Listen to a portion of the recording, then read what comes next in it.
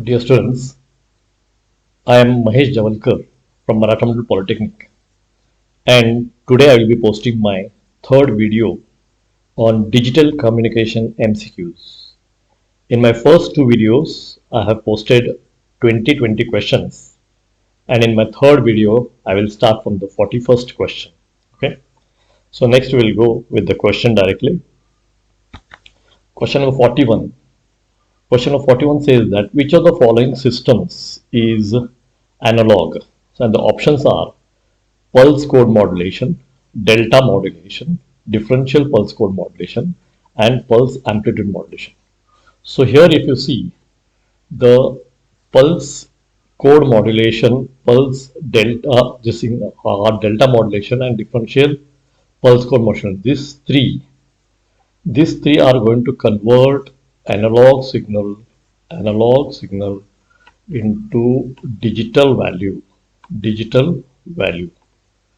Okay, that is pulse code modulation, delta modulation, and differential pulse code modulation. Whereas the fourth one is one which is going to convert an analog signal into samples which will have the amplitude at that particular instant according to the modulating signal, according to the information wave. Okay, so this will be your analog signal converted into samples, and the samples will have amplitudes which vary according to the information signal. So out of these four options, the option D will be analog, whereas the first three options, that is pulse code modulation, delta modulation, and differential pulse code modulation, will convert analog to digital, and the output there will be binaries, whereas output in the last option is pulses whose amplitude are going to vary according to the modulating signal. So the option fourth will be analog as compared to the first three. Then we'll go to the next question, question number 42. PAM signal can be demodulated by using. Okay. Now PAM means pulse amplitude modulation signal, where the amplitude of the pulses are varied according to the modulating signal, that is according to the instantaneous value of information signal or according to the message signal. Okay. Now if you want to demodulate it, that means if you want to extract the information back from the modulated pulses, then you have to detect the amplitude of each pulse. You have to detect the amplitude of each pulse and pass that low frequency signal. So to do this, a low pass filter is a choice, where a PM signal, if passed through a low pass filter, it can give you the information signal back, because it can check the amplitude of each pulse and it can generate a low frequency signal at the output which can represent the information signal. Okay, then we'll go to question number 43. Pulse width modulation is a process whereby, now what happens in pulse width modulation?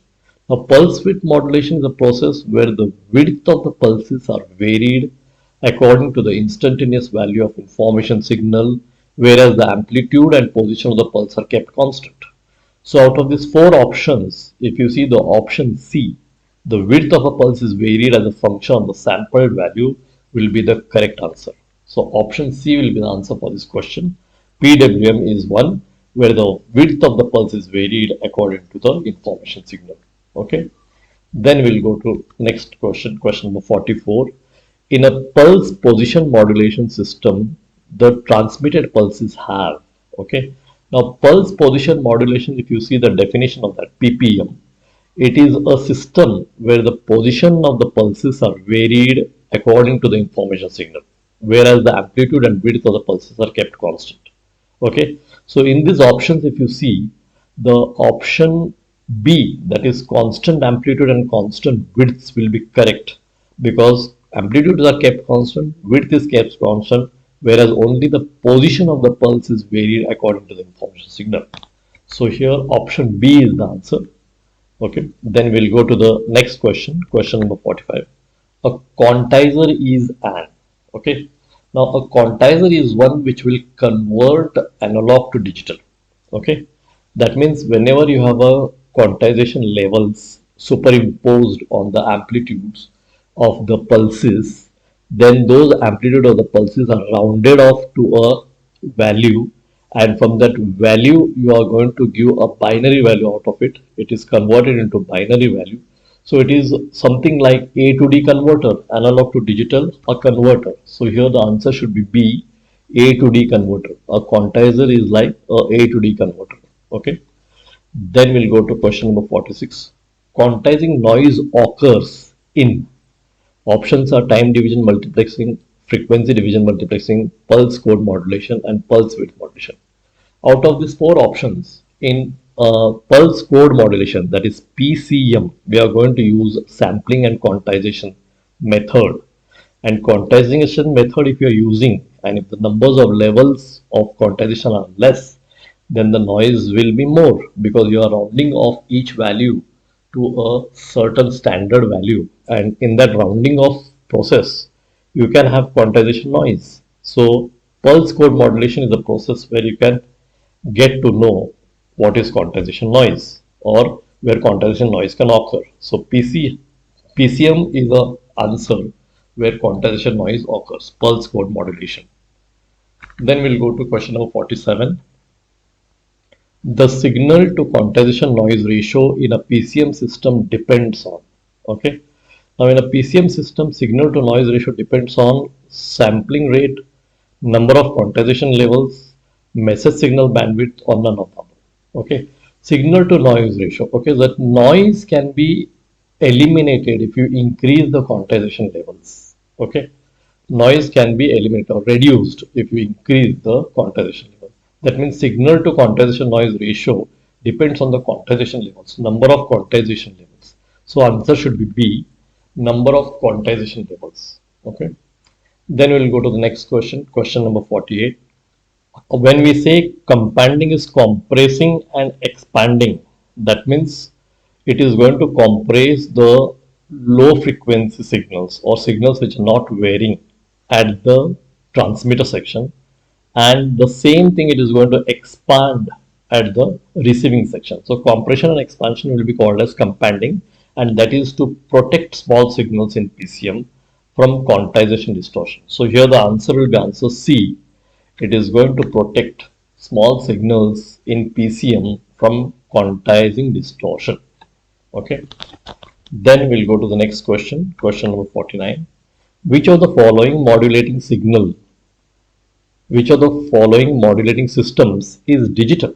Okay, so here if you see, the options are pulse position modulation, pulse width modulation, pulse code modulation, okay, and pulse amplitude modulation. So here he is asking you which of them is digital. Okay, so if you see this pulse amplitude modulation, this is going to convert your pulses into pulse positions will be varied according to the information signal. In the second one, pulse width will be varied according to the information signal. In the third one, it is pulse code modulation, where analog to digital conversion takes place by sampling and quantization.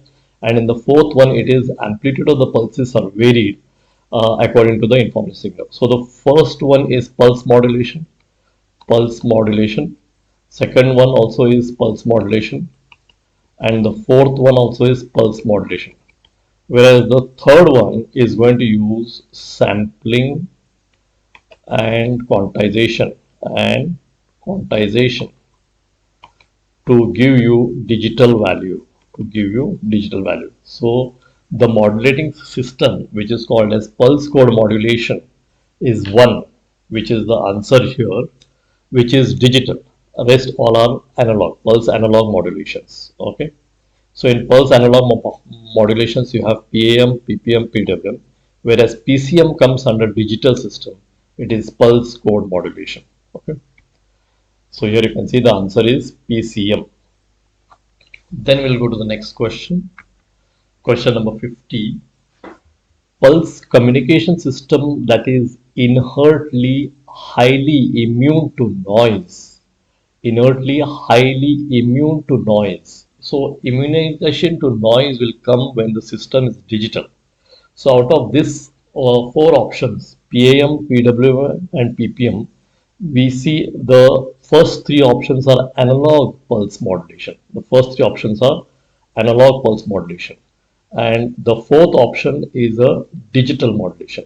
Okay, so here you can see the fourth option, which is a digital modulation, which is PCM, is highly immune to noise. Okay, so the first three are analog modulations, which can give you noise, but whereas the fourth one, that is PCM, will reduce noise. So it is highly immune to noise. So out of this option, the fourth one will be pulse code modulation. Okay, then we'll go to the next question, question number 51. Pulse code modulation transmission requires dash bandwidth as compared to analog transmission. So obviously, whenever we are having digital transmission, it will require more bandwidth as compared to analog transmission. So here the answer should be answer A, more. So PCM transmission requires more bandwidth as compared to analog transmission. Then we'll go to the next question, question number 52. While demodulating PCM, it is first converted into it. Okay.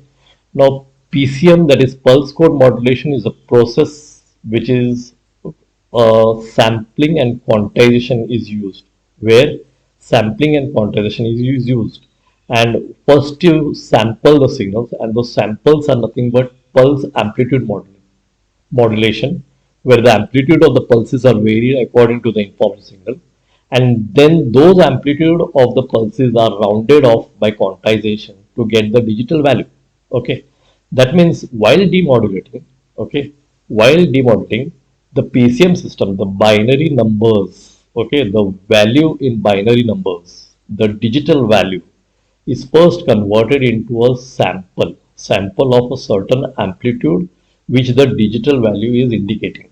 So the digital value gives you the amplitude, and then you have to convert it into a sample. So such samples you are going to convert, which will have the amplitude value as the digital value which you are going to input in the PCM receiver while demodulating. That means after getting the digital values, you are going to convert those digital values in pulse amplitude modulation, PAM, and then PAM will be converted into a information wave by a low pass filter. Okay, that means the answer here is option A, PAM, that is pulse amplitude modulation. Okay, then we'll go to the next question, question number 53. The main advantage of PCM is, options are lower bandwidth, lower power, lower noise, and none of the above. Okay, so we know that in PCM bandwidth will be higher only as compared to analog. Power also we cannot judge over there. The noise can be reduced. Okay, so noise will be lower in digital systems always. So the main advantage of PCM is option C, lower noise. Okay, then we'll go to the next question, question number 54. The biggest disadvantage of PCM is, the options here are its inability to handle analog signals, the higher error rate which its quantizing noise reduces, its incompatibility with TDM, the large bandwidth required for it. So the biggest disadvantage of PCM will be the bandwidth, the large bandwidth required for it. So here the option will be option D, the large bandwidth required for it. Okay, then we'll go to question number 55. In a DM system, that is delta modulation system, the granular noise occurs when the modulating signal, options are increases rapidly, remains constant, decreases rapidly. The nature of the modulating signal has nothing to do with the noise. Okay, now we know that in delta modulation system there are two types of noises. One is slope overload noise and the second one is granular noise. Okay, slope overload noise will come into picture when the signal is very steeply varying. Okay, whereas granular noise will come into picture when the signal is not varying much, that is, it is remaining constant. Okay, so here the option should be remains constant. So the option will be B, remains constant. In a delta modulation system, the granular noise occurs when the modulating signal, that is the information signal, that is the message signal, remains constant. Okay, then we'll go to the next question, question number 56. Adaptive delta modulation, ADM, is used for minimizing. Okay, Now adaptive delta modulation comes into picture after delta modulation, so that the two noises which we face in delta modulation, that is the slope overload noise and the granular noise, these both noises should be reduced, and this can be reduced by varying the step sizes. And to vary the step sizes, we are going to use adaptive delta modulation. So here the option C will be the correct answer. Adaptive delta modulation is used for minimizing both granular and slope overload noise. Okay. Then we'll go to the next question, question number 57. An IC that contains analog to digital and digital to analog converters, companders, that is compression and expansion, and then parallel to serial and serial to parallel both. Okay. So an IC which can do both the things, coding and decoding. Okay. It is called as a codec, CODEC. CO means coding, DEC means decoding. So here the option will be option A. An IC that contains A to D and D to A converters, companders, and parallel to serial converters is called as codec, coder, decoder. Okay. Then we'll go to the next question, question number 58. Pulse code modulation is preferred to PAM because of its options are resistance to quantizing error, simplicity, lower cost, superior noise amenity. Now, pulse code modulation is a digital system and PAM is an analog system. So, digital system will be always better to analog system because it is superior in noise immunity. It can reduce noise, it can eliminate noise. So, here the option will be D, superior noise immunity. PCM is better than PAM because of its superior noise immunity. Then we'll go to the next question, question number 59. Mark and space. Mark and space refer to, okay. Options are, option A is dot and dash, option B is binary 1 and binary 0, option C is message and interval, option D is on and off. Okay, mark and space, if you want to convert it into a digital value, so it indicates binary 1 and binary 0. Okay, so the option here will be mark will be taken as binary 1 and space will be taken as binary 0. So the option will be binary 1 and binary 0. Okay. Now here we'll go to question number 60. Question number 60 says that intersymbol interference is a problem in dash transmission. Options are, option A is pulse code modulation, option B is amplitude modulation, option C is frequency modulation, and option D is all of the above. Okay. So here intersymbol interference, ISI, is an effect while you're decoding a particular bit. Decoding a particular bit means particular bit amplitude, whether it is logic 1 or logic 0, when you are going to decode.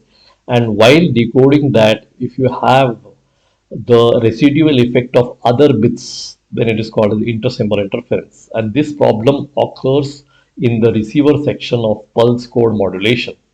So here the option will be option A, pulse code modulation, PCM. ISI is a problem in PCM transmission. Okay. So these were another 20 questions of digital communication what I've taken for you to practice.